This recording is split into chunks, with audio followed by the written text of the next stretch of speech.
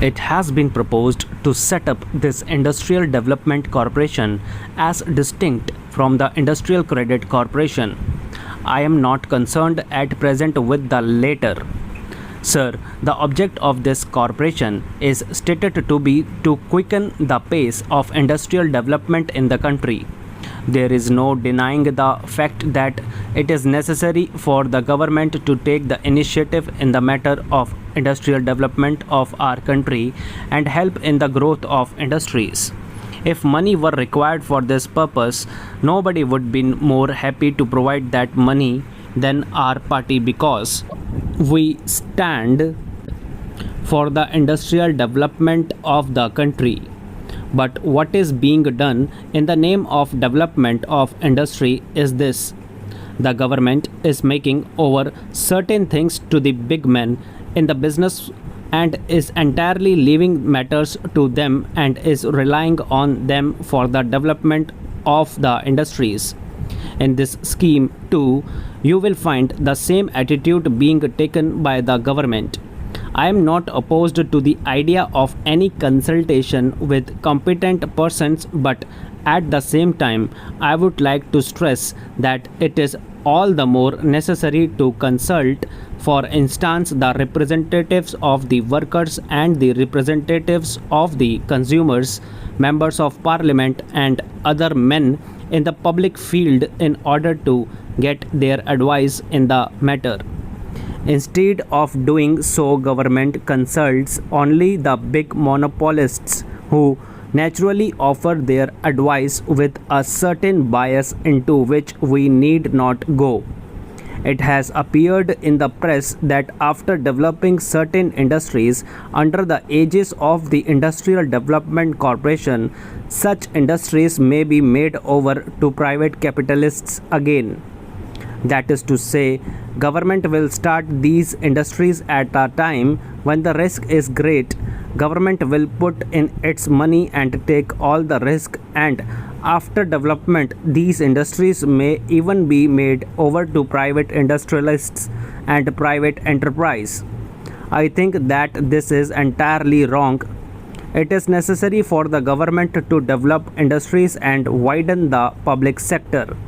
There is no doubt about it, but it would not be right in this situation today to develop these industries in order to make them over to private individuals.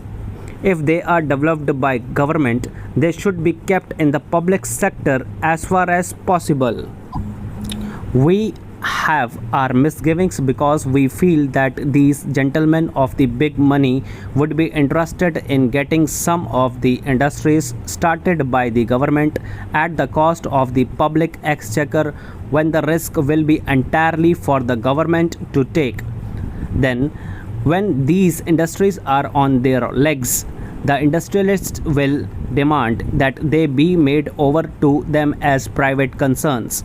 This kind of logic is being introduced into this matter, and therefore I say that this is not a right thing to set about this business in this manner. This will not quicken in any way the industrial development of our country. On the contrary, it may lead to greater dependence on these people who are withholding the industrial progress of the country. I have in mind the monopolist section, who is interested more in profit, more in quick money than in the development of the country. They are not interested in taking risk for the development of our industries, but are interested in seeking that the risk is shouldered by the government and that the gains go to them. When government asks for funds, they should explain to us what exactly is there in their mind. The reports that had appeared in the press are shrouded in mystery. We can understand that when these gentlemen talk with these big men, there is a certain amount of mystery about it. When we, the parliament, are called upon to make provision for funds, I think it is the duty of the government to tell us what exactly they propose to do with the Industrial Development Corporation which they are going to set up. What will be its functions? How will it be administered? What will happen to the industries that will be started and how would the selection be made? They will also have to tell us as to who will make the selection and which interests would be taken into consideration when the selection is made. How will the rights and wages of the workers be guaranteed in those industries which may be started under the aegis of the corporation? These are all very legitimate and pertinent questions for us to ask, and I think that the government should throw some light on them. There is another item of making provision for delegations that are going abroad.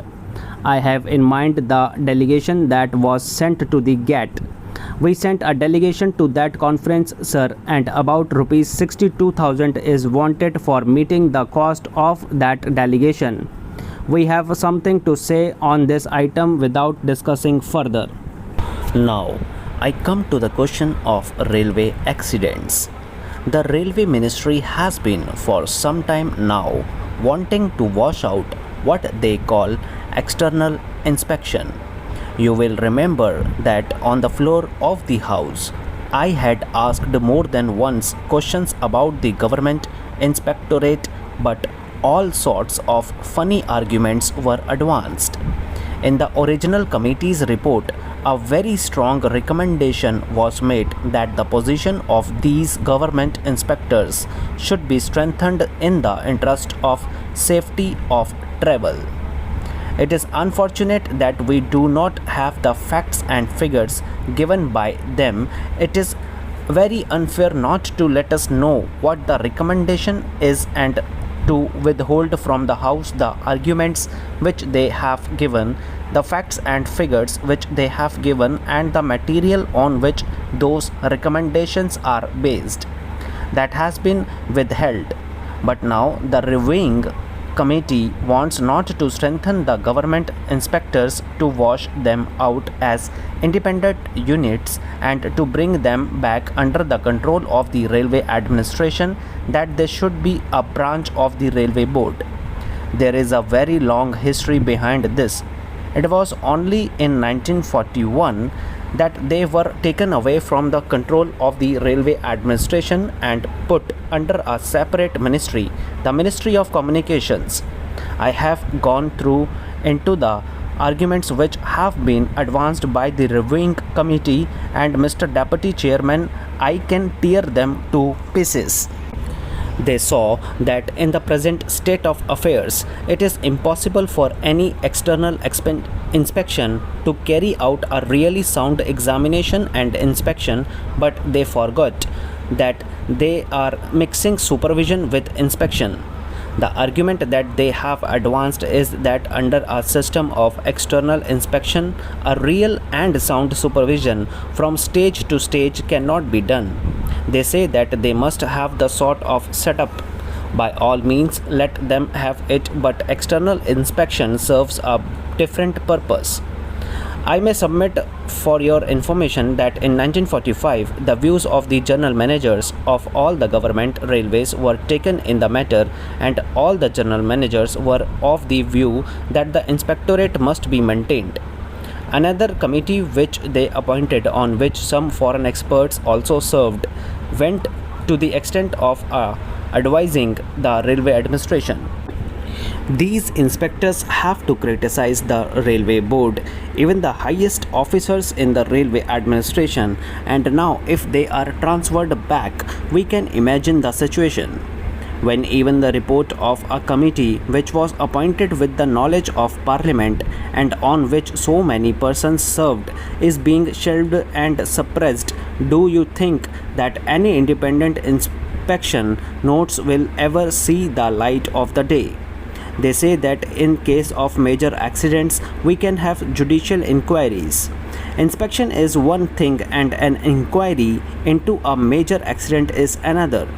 The inspectorate that exists now is absolutely necessary, and it must be absolutely independent so that it can criticize the railway board or even the highest of the officers, the chief engineer or the general manager of the railway concerned. As for judicial inquiries, If they are necessary, by all means have them. I have been an advocate of it. I have been associated all my life with the judiciary. I have risen from a magistrate.